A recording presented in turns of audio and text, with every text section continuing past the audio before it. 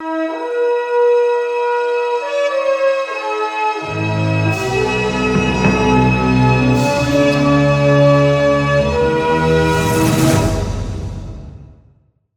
जानकर आप भले ही यकीन ना करें, लेकिन ये बिल्कुल सच है।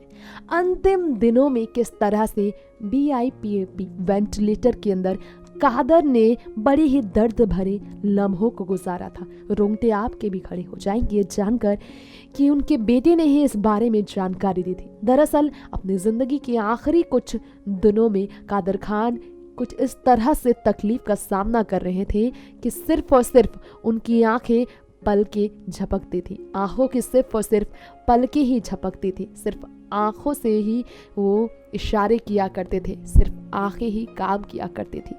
जी हाँ, उन्होंने पूरी तरह से बोलना बंद कर दिया था, बातें करना बंद कर दिया था, जिसके बाद उन्हें BIPAP वेंटिलेटर में रखा गया, जो कि फिनोमिना नाम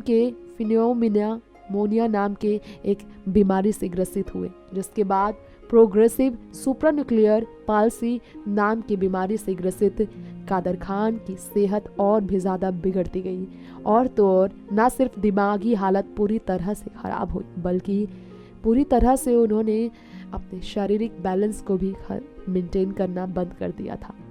मूवमेंट भी नहीं होता था, ना कि उनकी आंखें घूमती थी। डेमेंटिया नाम की बीमारी से भी ग्रसित हुए। साल 1937 में काबुल में जन्म लेने वाले कादर पूरी तरह से लोगों से दूर हो गए।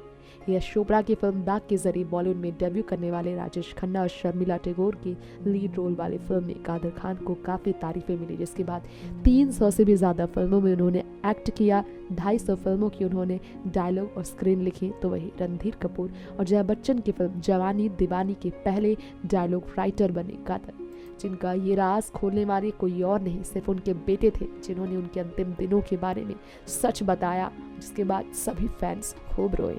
नेक्स्ट 9 न्यूज़ से तृप्ति।